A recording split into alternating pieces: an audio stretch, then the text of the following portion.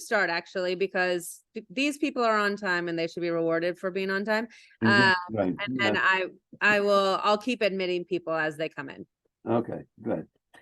Okay, so we're going to be talking about something that a lot of people have a lot of difficulty with, and for some very good reasons. And as a matter of fact, I would be happy to hear from, well, why is that? Let me put it this way. Why is it that that you have difficulty? I'll say that, or why would you imagine that I would have difficulty in visiting people who are ill, especially people in hospitals? Anybody want to, let's see, how do I see people here? Just a moment. Oh, go to view at the top right and then gallery. Gallery, there we are. Yeah. Okay. So does anybody want to offer a suggestion? Why is it difficult to go and visit people who are ill? Anyone? Just unmute yourself. Well, I think I never know. I know when I do it, I never know what to say. Good. I don't know how to, it seems I went a different way. I think I feel like everything I say is wrong. Okay, good. So that's one important reason. What's another reason? We're going to get to that. I will talk about that. It forces you to confront theirs and your own mortality. That's right. It forces you to to confront their mortality and your own, which is not something that's pleasant. Right? Keeping your emotions in check. Yes. You have your own emotions when you see somebody who is ill, especially somebody that's close to you. And that's not going to, revealing those emotions may not help the person who's ill. And you may feel uncomfortable revealing those emotions altogether. Good. What's another reason?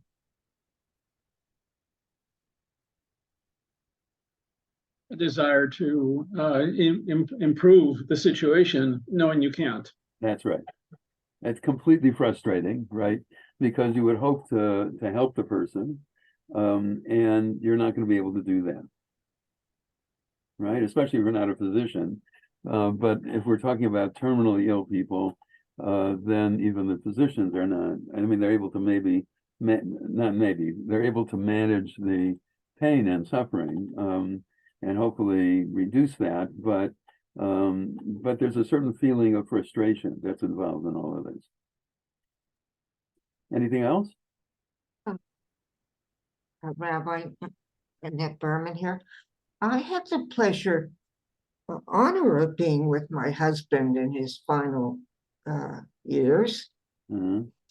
I didn't find it so difficult. Maybe I would find it difficult going to a hospital, but I didn't find it. Okay, good. Good for you. Okay.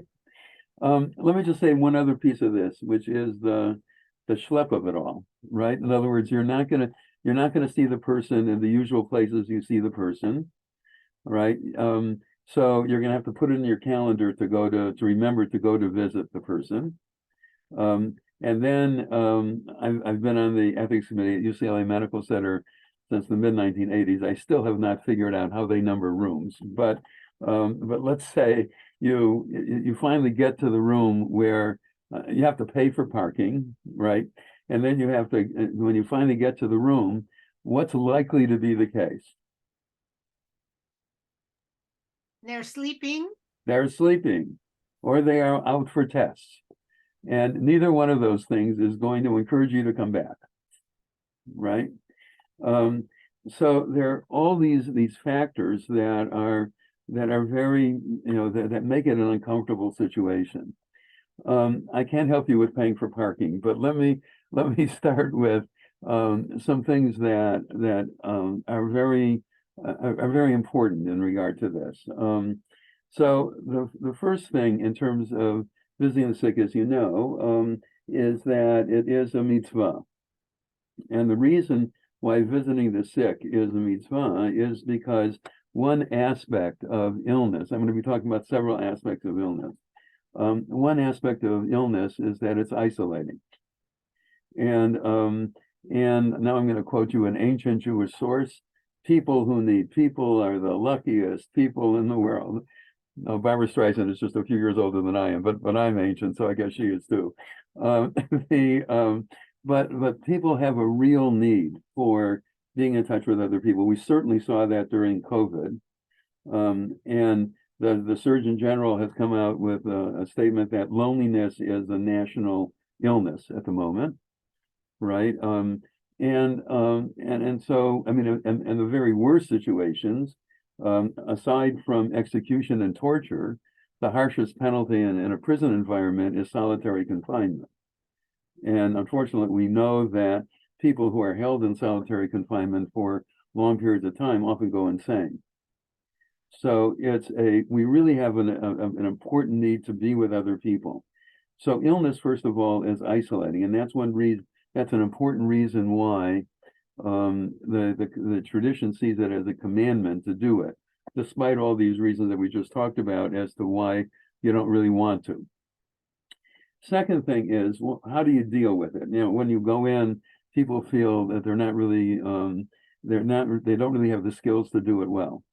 Well, the first thing, and by the way, when I talk to doctors, I tell them this as well, sit down, right? Because if, I'm not going to be able to do this online, but if the patient is lying flat and you're standing up, what does that body language convey? But you're not Power. That's right. You're different power things, right? You're But okay.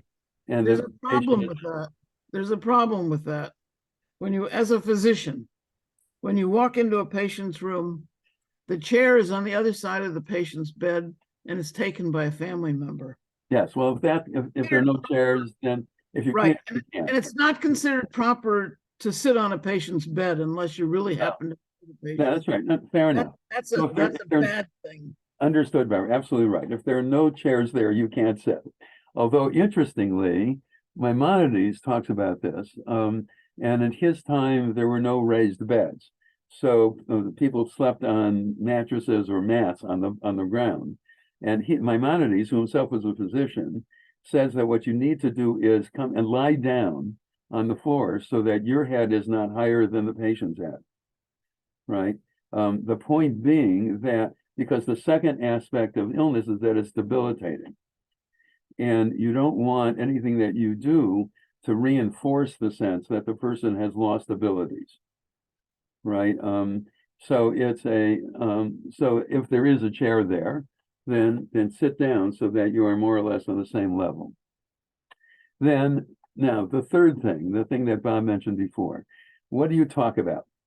Let me just tell you that both patients and their visitors get sick of talking about the weather and the food in about 3 seconds, maybe more than 3 seconds, but 3 minutes, okay? So what do you talk about? I learned this the year after I finished rabbinical school. I was working on my doctorate at Columbia, and I was asked by 2 social workers to do 3 sessions on Jewish theology at the Jewish Home for the Aged. This was in Manhattan. And the social workers met with me before I was going to do these sessions, and they taught me some things about what people are like and later on in life. And one of the things they taught me was that body language changes as one gets older.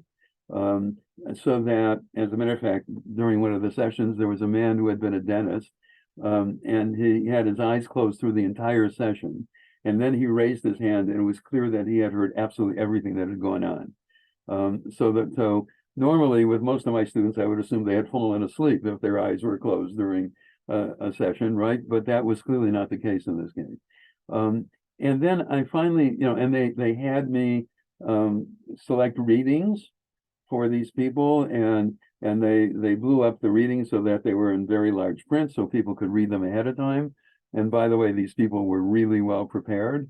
I'm not saying that my students are not normally, but these people were really well prepared for class. So I finally asked these social workers, why of all things do you want me to do 3 sessions on Jewish theology for this group? And so one of them said, because they're sick of bingo, right? These are people who are intellectually alive. Their bodies are not working so well, but they're their minds are still working well. Obviously, if that's not the case, then it's a whole different story, right? And they want, many of them were college educated, and they want intellectual stimulation.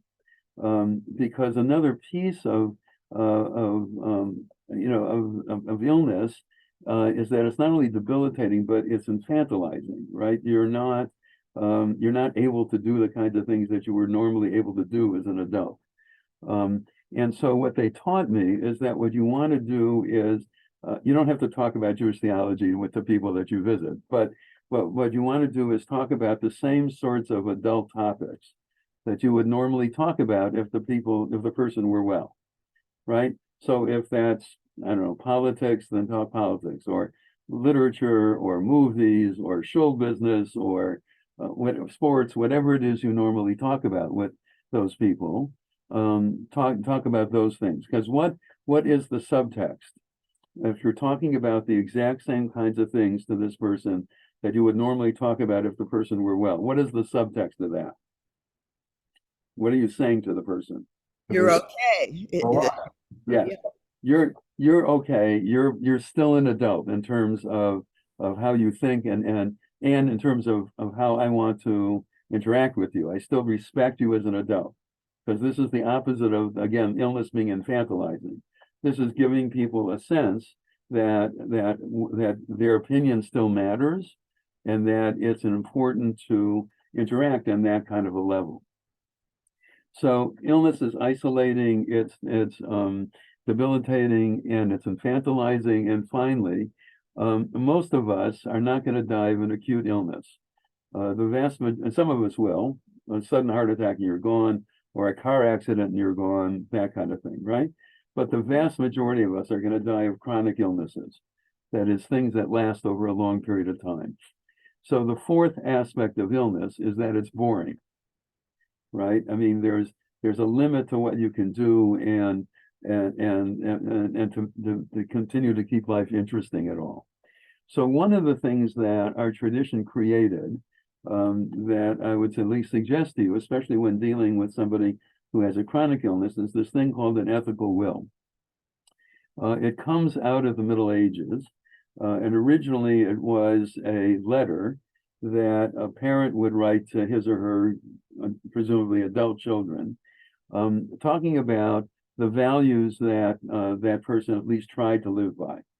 Hence, it's called an ethical will, right? But it doesn't have to be, first of all, it doesn't have to be a letter, and now it can be any form of recording that is available. And it often can, and it can be what kinds of values did you try to live by, but it can also be the family history. And you can, if somebody's coming and helping you record the family history, that's a reason to get up in the morning, because, and by the way, I unfortunately didn't think to do this when my parents were alive, but I did it with Marlon's parents. I took at that time a videotape thing, and Marlon didn't want to do this at all because she said she had heard all these stories before, right? But I had not heard the stories. So all you do is, I think I started with my father-in-law and then my mother-in-law, or the other way around. And all you do is just start from the beginning. What are your earliest memories? Who was around at the time? Aunts, uncles, cousins, all of that, right? Where did you go to school, and what was that like? And if you came to this country, when was that? And what was that like? And how did you choose a profession? And did you like doing the kinds of things that you did? Did you meet somebody? And if so, how did that happen? And so on down the line, right? All you do is just sort of lead people into telling their story. Now, it doesn't have to be immensely articulate, because this is not for public consumption. This is for the family. And even if the children don't want to listen to these stories anymore, the grandchildren really do, really want to know, right? So you're effectively helping this person leave a legacy of the family story, basically. And that's a reason to get up in the morning, if somebody's going to come and help you do that. It's a very, so that can be part of this kind of ethical will, that you help people create if they have chronic illness. The other kind of thing that I think is important in terms of this is that you keep people you get people involved, people who have chronic illnesses and they're not going to get better, but who are still mentally okay. You challenge them mentally. I mean, again, it doesn't have to be Jewish theology. It can be whatever you're interested in and what that person is interested in. And challenge them, right? I mean, if anything is true about the Jewish tradition, it is that, and by the way, I do a lot of interfaith work, very different from a lot of other traditions. So for example, for many years, I did a program for the Anti-Defamation League for teachers in Catholic high schools, most of whom themselves were Catholic. And the priest with whom I do this said to his fellow Catholics, we Catholics are good at reception. We receive what we are told. At which point I tell them Jews are terrible at reception, right? We question everything, okay? Well, use that cultural feature of our culture to engage in a debate. Well, I wouldn't say a debate, that's a little bit too strong, but at least in a conversation about things that are problematic. And of course, there are many things in life that are problematic these days, in America, in Israel, all over the world, right? And use that to engage people so they have to really think through things and challenge you and be challenged by you, because that helps to keep the brain cells going, and it also reinforces the fact that this person is an adult and that you really respect that person's opinion to the point that you're willing to challenge it, right? So I think those kinds of things I think are really important in terms of visiting the setting. Another piece of this I think that's important is that if you can, call ahead of time to make sure that the person is open to having visitors and is not going to be out for tests, and so that when you get there, that's good for both of you, because so then when you get there, the person will be there and expecting you. And it may be that, the person, the particular time that you wanted to come is the time when the person usually takes a nap. So it may not be an opportune time for you to come, right? So if you can call ahead of time and make sure that it is a time when the person wants to engage with you, then that would be just as a matter of respect, but also for the pragmatic reason that way you'll actually be able to engage with the person. That kind of thing is, I think, really important. Another piece of this that I think you have to be aware of is that people who have terminal illnesses, especially chronic illnesses, it varies a lot by illness, and I'm not a physician. But I've been around physicians for a long time. And one of the things that I think you need to be aware of is that very often people do not deteriorate in one step down. It often is, they deteriorate in one way and then they're on a plateau for a while, and then they deteriorate a little bit more and they're on a plateau for a while, right? So, I mean, expect the fact that the way you saw the person last time may be exactly the way you see the person this time, but it may also be a little bit less good than the way that you saw the person last time. If you expect that, then hopefully your face will not show the kind of pain that you feel in seeing the person as being further diminished. And you'll just understand that this is the nature of life.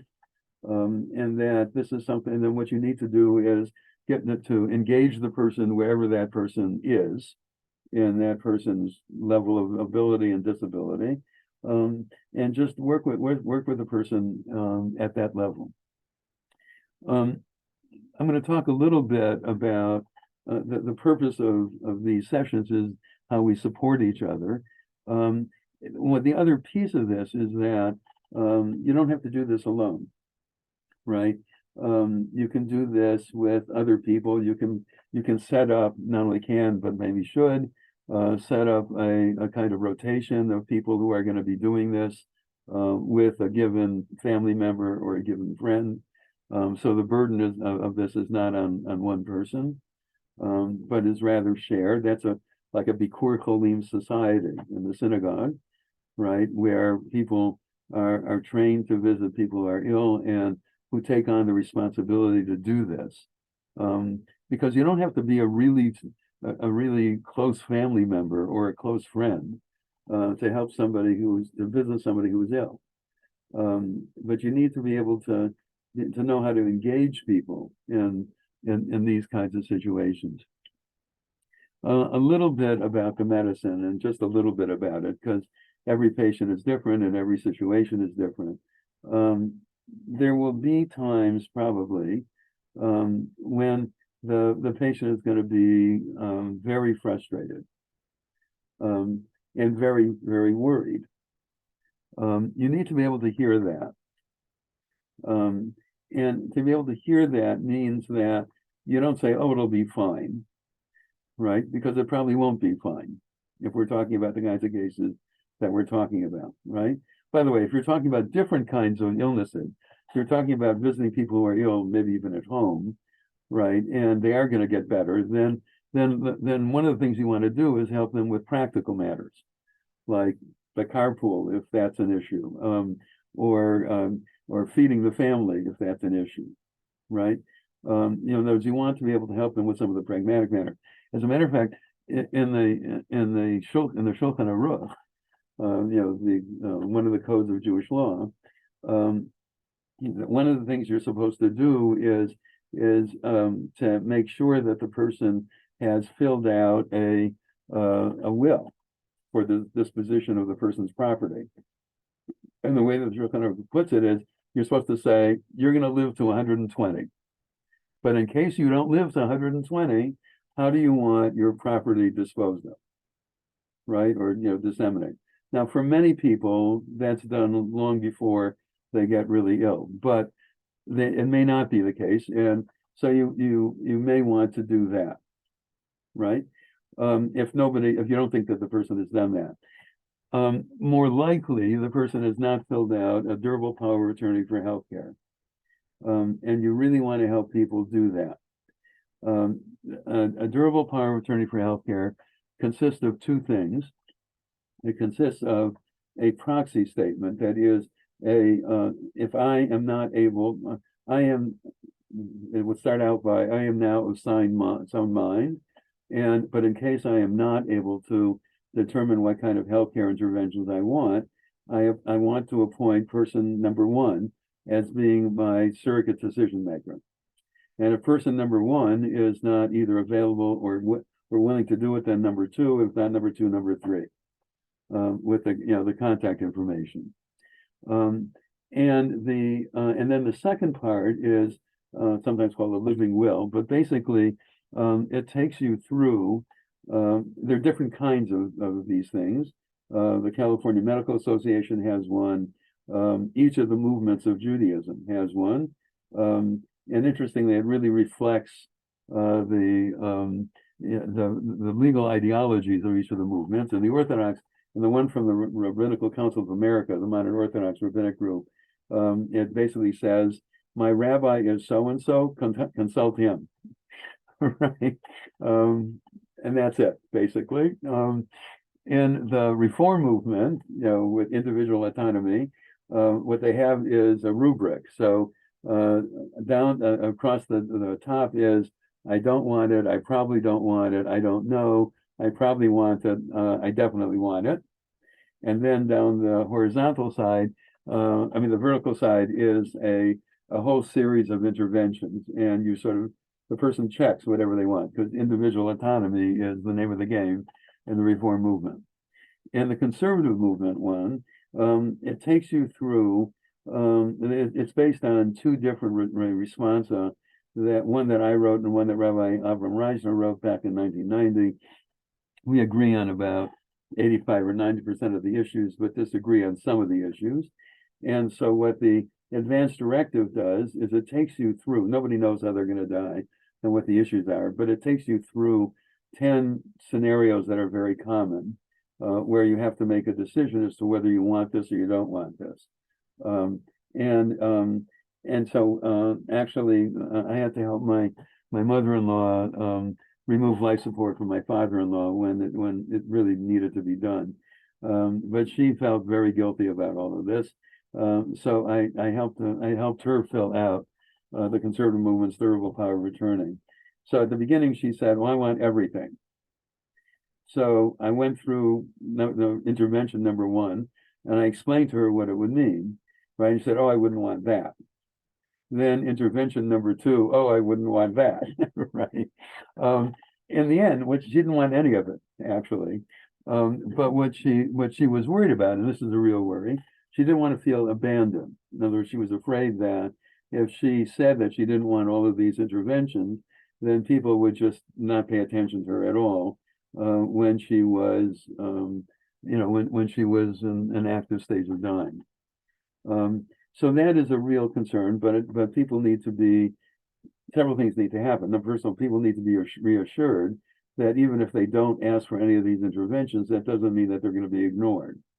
And the other thing is that most people who are not doctors, believe it or not, most people are not doctors, even among Jews, don't understand what these interventions are. So one of the things, by the way, we can do in the synagogue is have a session. We've done this once or twice in the past.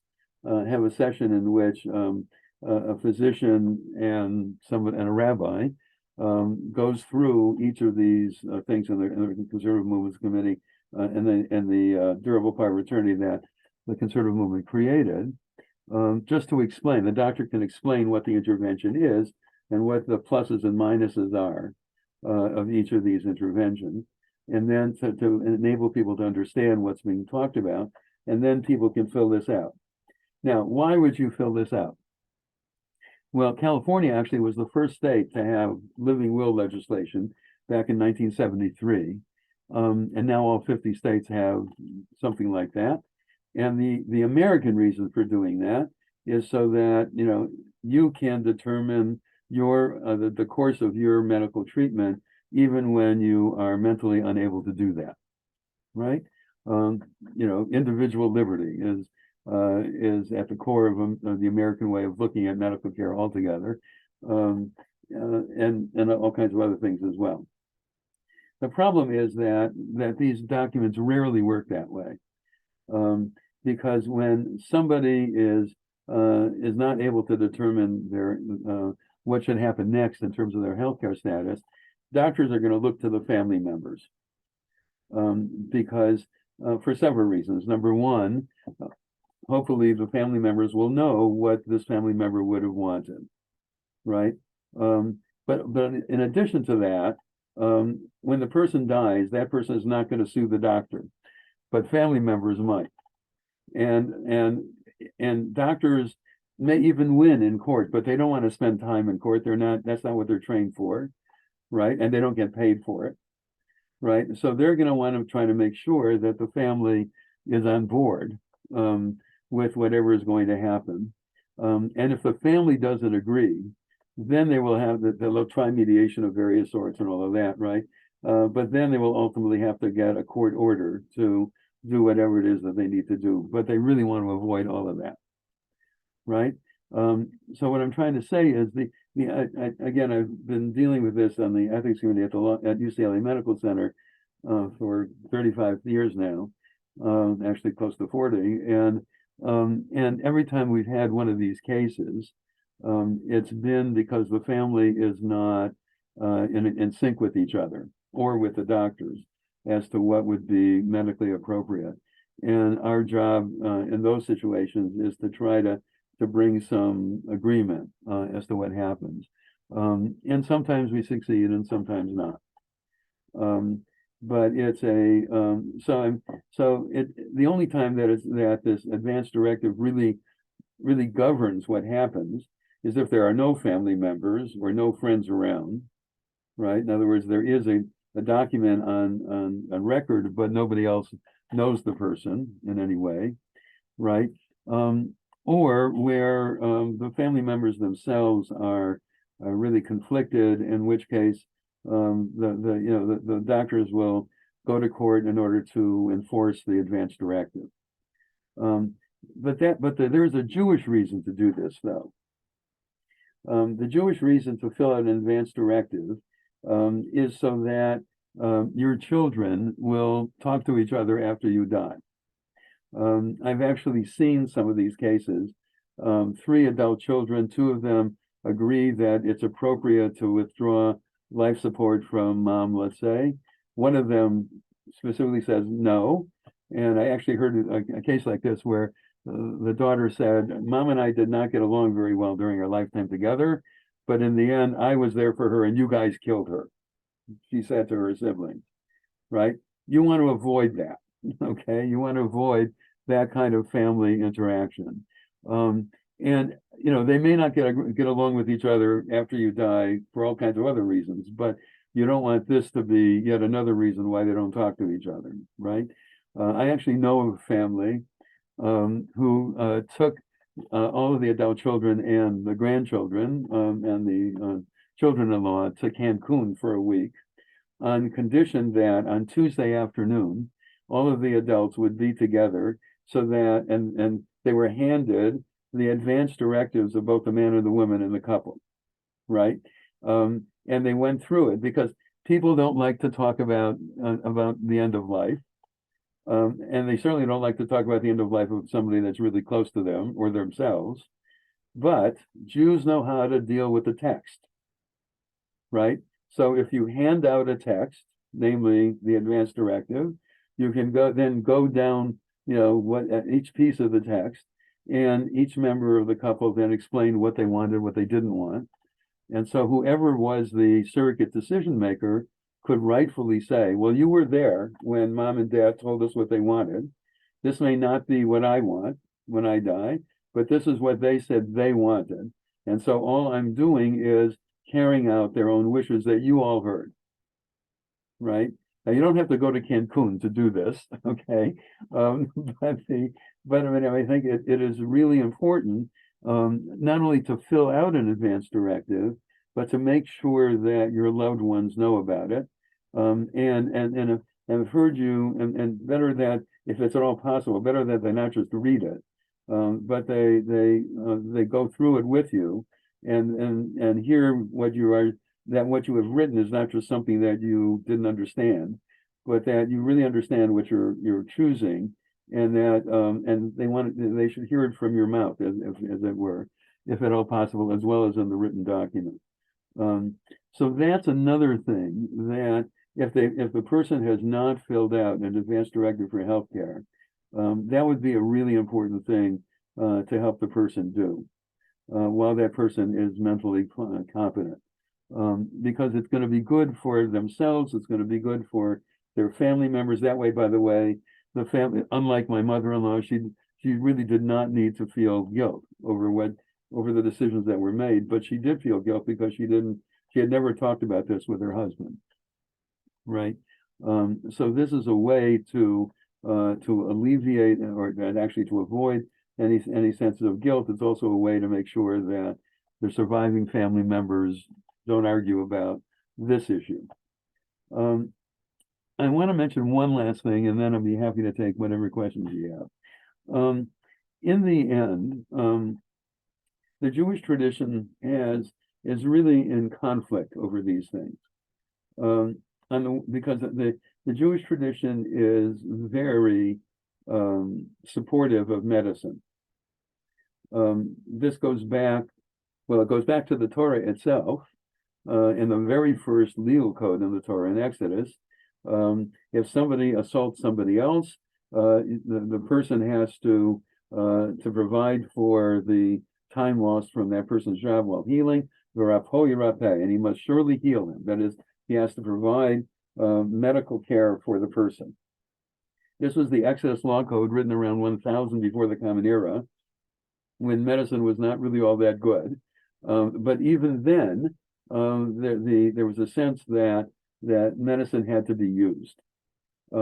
all the more so during the Middle Ages, there were all kinds of rabbis who were also physicians. I mean, Maimonides is the one that everybody thinks about, but there were a lot of them that were both rabbis and physicians. That doesn't happen very much anymore because it still takes more or less the same amount of time to go to rabbinical school, but it takes much, much longer to go through, become a doctor. I actually was at a conference at the University of Virginia Medical Center, and the dean said, in Mr. Jefferson's medical school, how long do you think it took to become a doctor?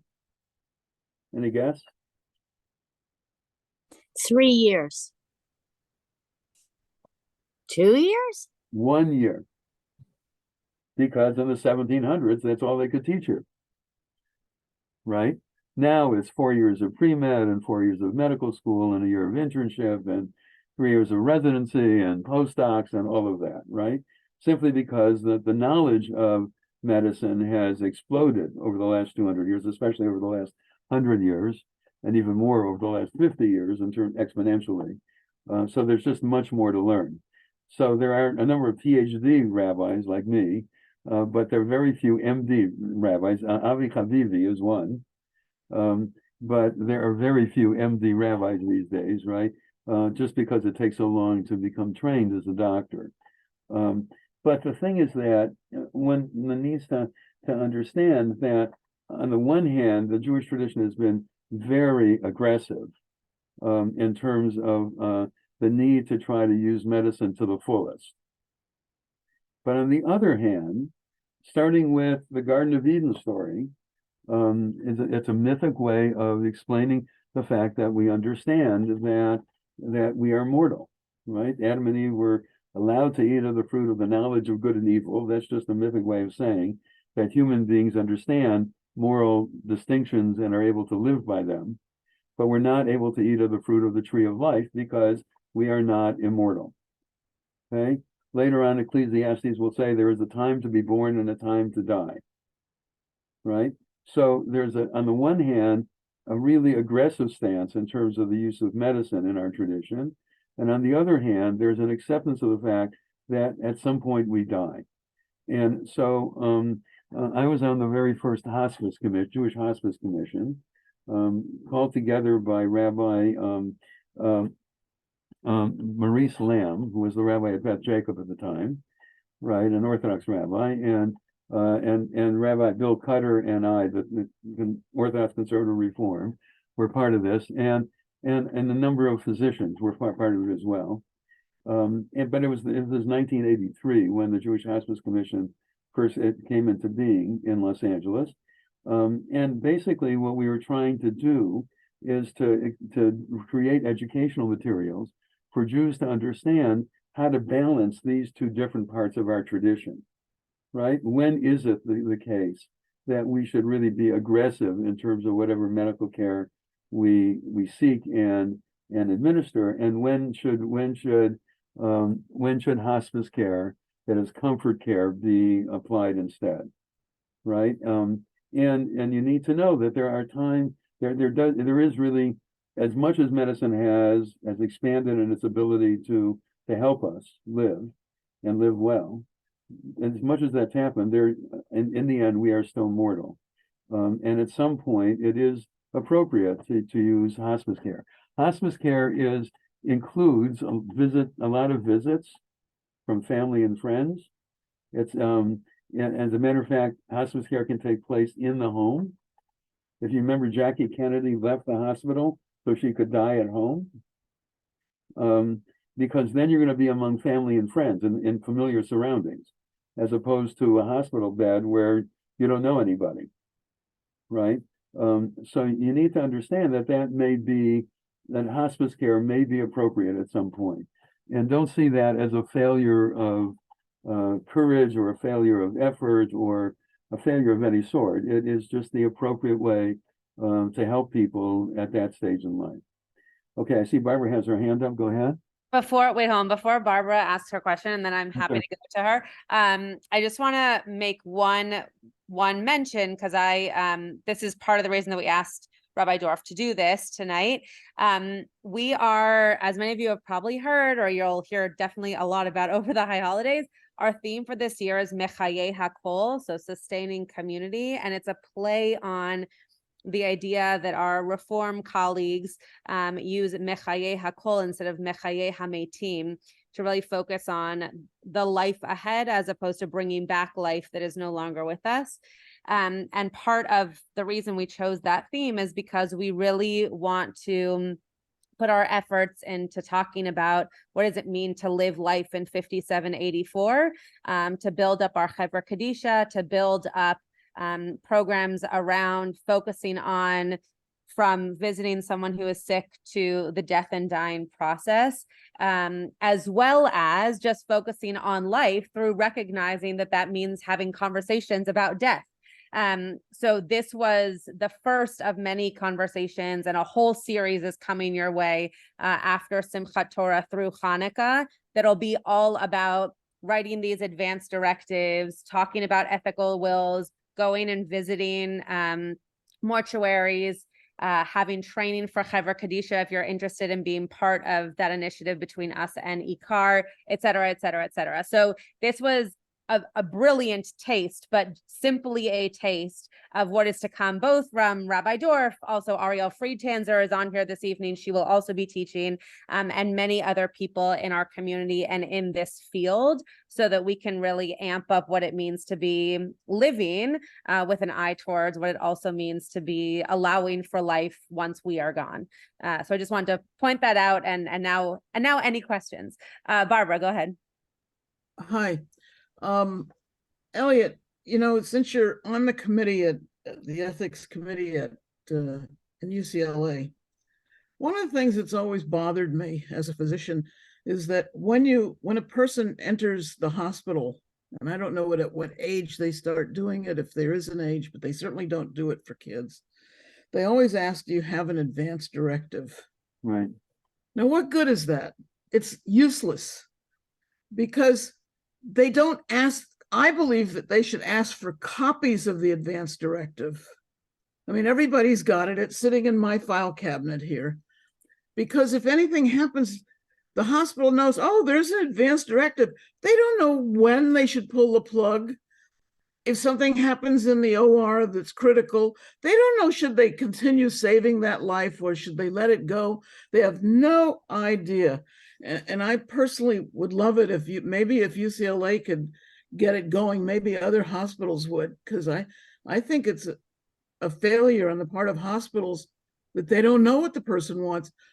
It doesn't help them to know that there's an advance directive. Right. Because, when there's an emergency situation, that emergency situation requires having it on hand, not in your file cabinet at home. Yeah, no, that's certainly true. And I honestly don't know what the procedure at UCLA is now in terms of this, but I mean, I do know that they have medical social workers that talk with patients to try to make sure that they have an advance directive and that they know what it is. In other words, that the doctors know what it is.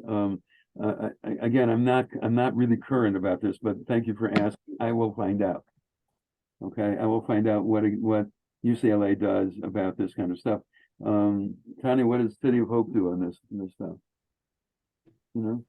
I think the question of do you have an advance directive is really intended to open the conversation to say, please bring it in. We want to have it on file, because you're right. When things are in crisis mode, you don't want to be scrambling to look for it. So right. City of Hope's been having an initiative for some years. How successful it is questionable, but to have every patient have an advance directive, that I think it's hard to make an advance directive when you're healthy that makes sense. What things you'd be willing to go through might be different when you're 40 and healthy than when you're 40 and have a terminal illness, or 70 and have a terminal illness, just as things change. So I think some people are actually scared to turn in their advance directive because it feels so final. Right. Yeah. And the original legislation back in 1973 in California required that it be renewed every 3 years. Because exactly right. Whatever you say at age 40 may be different than what you say at age 70, or different what you say at age 80, right? Or different once you have an illness that you didn't have before, and you're now really experiencing it. And so now maybe what you would want is different from when you had no clue as to what this was going to feel like, right? So, I mean, that's one of the problems with advanced directives, right? Namely, is this really a reflection of what the person would want under these conditions? It's important not only that there be an advanced directive, but that it be current. And I really don't know what UCLA does with that, but I will try to find out. Thank Okay, you. I'm gonna call people in order because there's a lot of you that have questions. So I'm gonna do this in order and remember your number. Okay, Bonnie, and then Helen, and then Roseanne, and then Lillian, and then Mike, and then Mitch. You might have a question. You unmuted, so I assume you have a question. So let's go in that order. Bonnie first. Rebecca, I have a question, Dr. Schatz. I'm responding to Elliot's question about what does UCLA do, so I can yeah. wait my turn, or Go if ahead. Elliot like. Go ahead. Okay, Bonnie, hold on. Okay, sorry about that. So Elliot, do you want me to say what Please, UCLA? by all means, please do. Yeah. Okay, so it really varies a lot, and I agree with Tanya. It varies a lot how we do it. In primary care, we actually have a reminder to start to do it every 5 years and to update it. Now, so in primary care, it really varies depending on the physician. You know, I'm very committed to doing this. Elliot and I are on the ethics committee together, which has been a great honor for 30, Elliot. And so, you know, it's inculcated in my soul at this point to do it every year. But I think it depends on the time that the primary care providers have. I think it depends on the specialty. And you're right, Barbara, we do a temporary advanced care directive when somebody is admitted to the hospital. But that's an awkward time to do it, and we all know it. It's a very awkward time. And we try to get these discussions going early on when people are young, and then to update it, because as Elliot said, things change a lot depending on, you know, your goals and objectives for life when you're in your 30s are very different than you maybe are in your 70s or 80s, where every year is precious. Good. Thank you. Thanks, Lillian. All right, Bonnie. Okay, so two things. One is that I had an experience at UCLA that was not our hospital because we were at Kaiser, but it was an emergency. Larry had this hemorrhagic stroke, and the girls drove whatever they could, but what ended up happening was that they explained this horrendous surgery that maybe they could do or would do, and removing skulls and whatever bad stuff, and that he wouldn't have quality of life. My son-in-law down in San Diego, he had a copy. I have one at home, but I was up at UCLA, and he read it to the emergency physicians over the phone, and so we were able to not have to have any of the heavy duty stuff. So that was my experience with that. But my second thought is that for years ago, I was on a committee at Beth Am with Rabbi Howard on a Bikur Cholim committee where we did visiting. And she put me in touch with, at that time, Santa Monica Hospital that was later bought up by UCLA. And I trained there, and I have been visiting palliative care patients there for almost 20 years. Wow. And so it is interesting to see who has what and how much easier it is when you have these things in place before you're ill. But also the difference between palliative and hospice is important for people to know too, because we have chronic patients like sickle cell anemia people, or what's the long one? I can't think of it. But anyway, so that's an interesting thing. Lots of times they go on hospice, but I would be happy to talk with anybody about what kinds of things I do when I visit these patients, and they run the gamut from all kinds of, from 20-year-olds to 80-year-olds, and from people who come from Dubai or from Darwin, California, which is in the middle of nowhere, and all kinds of religions, and it's a very interesting work. So I'd be happy to talk about that. Yeah, the cultural part that Bonnie was just talking about is really important. because part of, I've been talking about what you talk about to Jews who come in this culture, but people who were raised in different cultures really want different things and expect different things. By the way, one thing I forgot to mention is that the Shulchan Aruch says you haven't fulfilled the responsibility to visit the sick unless you pray with the person, which then leads to, all kinds of questions about, well, what is it that you're praying for, right?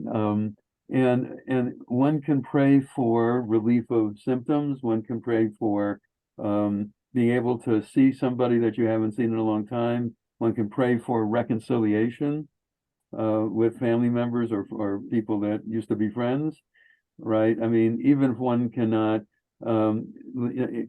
reasonably pray for a cure of the disease, right? One of the people on the hospice commission back in the 80s was Larry Heifetz, who was an oncologist at Cedars, and he did brain cancer. And at the time, he said, most of the cancers that I see, I cannot cure, but I can care, right? And that's the reason why he got involved in the hospice commission. So, I mean, the cultural sensitivities that Bonnie was just talking about are really important if you're talking about visiting people that are not part of our own culture. Okay, Helen. Okay, I just wanted to say that I was a gerontologist by training, and I did a lot of educational lectures related to these issues. And my husband and I had, when we did a trust, when we updated our trust, we did a durable power of attorney for healthcare. And we put our children in to speak for us. And I'm looking at my husband and I said, you do know that Faye will not have a problem pulling the plug and Steve will not be able to do it. And I said, you have to sit down and talk to them, because this is, I mean, I was making a joke of it because at that time it was much easier. And, we sat down and my son's first comment was, Faye's on it, isn't she? She's going to be there to be called because she's the big sister. And talking about it is the most critical thing. Talking to your family about it, talking to the people who are going to make the decision, it helps them become comfortable. They don't like it, that's not what I mean, but it helps them be able to address the issue. And I think that's really one of the most important things that you were addressing before. Right. And if you're a patient through UCLA, my primary care doctor asked for our durable powers of attorney for healthcare many, many years ago. And in the emergency room, the residents looked at my husband and said, Mr. Wax, we ask everyone, you filled out your durable power of attorney and you made these decisions. Do you still go by them? And he said, yes, I am very comfortable with the decision I made. Of course, I was not at that point because he said, pull the plug, don't do anything. And I said, but he was very comfortable with it, and it worked out for him the way he had wanted it. But it's the price on the family, whether or not they're getting along, it's having the person be very clear about it is the most important thing, I think. Yeah. I wanted to just, impart that. Right. Thank you. And relieves a lot of guilt afterward. Yep. Roseanne. Yes, this is so interesting and so relevant. Getting back to visiting and talking to ill people, it reminded me of my late mother had a best friend my mother died at 100, and she had a best friend since high school. They were both in their 90s at the time, and the best friend got dementia. It wasn't necessarily severe, but Frida was her name, and I loved Frida too. She was like an aunt to me, but Frida would talk in loops. you know, she would repeat herself or ask a question repeatedly. It didn't bother me as much, but my mother couldn't stand it because she said it was so painful for her to see Frida in that state that she wanted to avoid going to visit her, or she would want to take her to a movie or do something where there would be less circular talking. So, and then I have one other little thing, but maybe Rabbi Dorff, you could speak to that, visiting people who have dementia. That's right. As I mentioned earlier, when the case that the series of talks that I gave to the people at the Jewish Home for the Aged were to people who were mentally fine, even though physically they were not. Now, obviously, it's a whole different story if you're talking about people who are not mentally fine. And then it really depends upon what the situation is, and it really varies a lot from one to another. I'm actually working on a rabbinic ruling right now that was brought to me first by Rabbi Laura Geller, and she and I worked on an article about this about 6 years ago, and then one of my college friends who has been married to the same woman for decades, but she no longer recognizes him or their children, right? And the question then becomes, and this has been true for about 10 years now, and the question becomes, it's not good for a person to live alone, right? Should there be some way of, and by the way, he's supporting Medicare plus, this friend of mine are financially supporting the wife in memory care, in a memory care facility, right?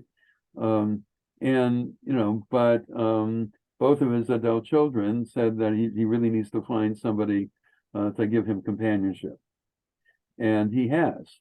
He found a widow, and they are friends, and they want to get married, but he doesn't want to divorce his wife, right? So what do you do with that, right? I mean, 10 commandments: do not commit adultery, right? So what I'm arguing, and tomorrow we have an ethics committee meeting at the ethics subcommittee of the law committees, which will give me my first feedback on this, and I'm going to be yelled at, I know already. Okay, but what I'm arguing is that the laws of adultery can only understood and understandably be applied, or plausibly be applied, to people who are all mentally competent. Right. But if somebody is not mentally competent, then that's not, that the laws of adultery cannot really apply to that kind of situation. So that's what I'm arguing. Who knows whether it'll fly or not, but we'll see what happens. Roseanne, just because it's already 8:30, I'm going to call on the two other people, and then if we have time, we'll come back. This is not a question. It's something I want to very quickly mention. There's a very important article that I recently read. I didn't know about this session tonight, or I would have, but either in the New Yorker, the New York Times, or the Washington Post, it was a doctor writing about CPR. Mm-hmm. And how destructive and dangerous it is, and how not like the television shows where they bring somebody back to life and the person is the same. I strongly recommend that everybody read it before they fill out or adjust their advanced medical directive. That's it. Thank you. Okay, Mike. Yes, thank you, Rabbi Dorff. And I just wanted to emphasize, and maybe Rabbi Dorff could do this as well, that even if there are advanced directives and durable powers of attorney, there can always, depending on circumstances that can change from day to day or week to week, there can be there is so many situations where clergy or I would say the social workers, pastoral workers in that field are needed to interface with the family on different occasions that can change. And it's so important. I mean, I can see why hospitals are, I'm a retired pediatrician, but hospitals are putting a lot of effort into their chaplaincy services increasingly, and it's just it's such an important part of training and important part of interfacing with the family, even in hospice situations now. And I think in the hospice situation, because that area has been developed so much more in recent years, it's better. But maybe you could speak to the necessity of trained professionals. Absolutely. And as a matter of fact, part of the rabbinic training is that they get at least some training in terms of hospital work. Some people do much more. They actually get some of these units that you need to get in order to be certified as a chaplain, right? A few of our rabbinical students have done that, but all of them get at least some training in terms of how do you help people who are hospitalized. And you're absolutely right. I mean, it's life, even toward its end, is a dynamic thing. It changes hourly, daily, hourly, that kind of thing, right? And exactly what is appropriate depends upon the current circumstances, right? And that's very often hard to catch and hard to discern, and therefore hard to know how to deal with. But with training, you can at least do it better. Yeah. Okay, Mitch, I think you're our last comment question. Hi.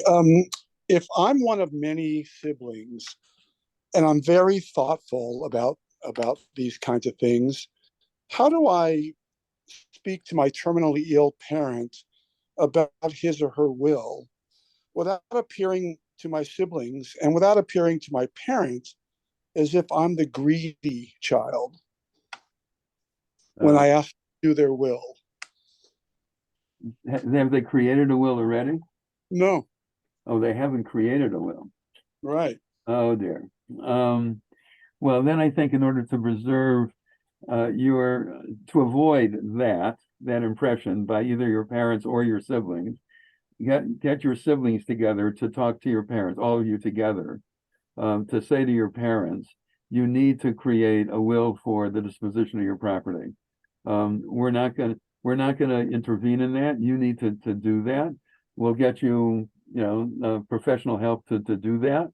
But we as your children, not just you as one child, but we as your children want you to fill out some kind of whatever your will is for that. Which could, by the way, if you talk to estate attorneys, they will probably tell you that you're better off not with a will that will have to then go through probate, but rather through a living trust and things like that. But all of that needs to be done while they are mentally competent. And so in any case, I mean, what I would say to you is, in order to preserve good relations with your siblings, get them all together, and all of you together should tell your parents now, if you haven't done it until now is really important. And we can even provide you, we will pay for the estate attorney that will help you do this. Very good. Thank you. Sure. Thanks, Mitch. That was an important last question. Thank you, Rabbi Dorff. As we all know, it is nothing but impressive to be able to learn from you always, and really just incredible to, as the rabbis say, you could teach us the dictionary and we'd come and listen. But we're hoping that you will all be involved in this upcoming series, which again, Rabbi Dorff will be teaching in, and I got many more ideas of other people who might be interested in teaching or presenting. It's a really important subject, and as your questions are showing, it's something that is often top of mind right when it needs to be, but what if we all talked about it and thought about it and were active in doing it before it became something that we were doing with pressure behind us. So hoping that this will become a communal effort and a way for us all to be able to sustain each other in what it means to live in 2023. So thank you, Rabbi Dorff. And have a great night, everyone. And some of you I will see tomorrow at Rabbi Rembaum's class or at Rabbi Shapiro's class on Thursday. See you later. Thank you. Okay. You're Bye-bye. welcome. Elliot,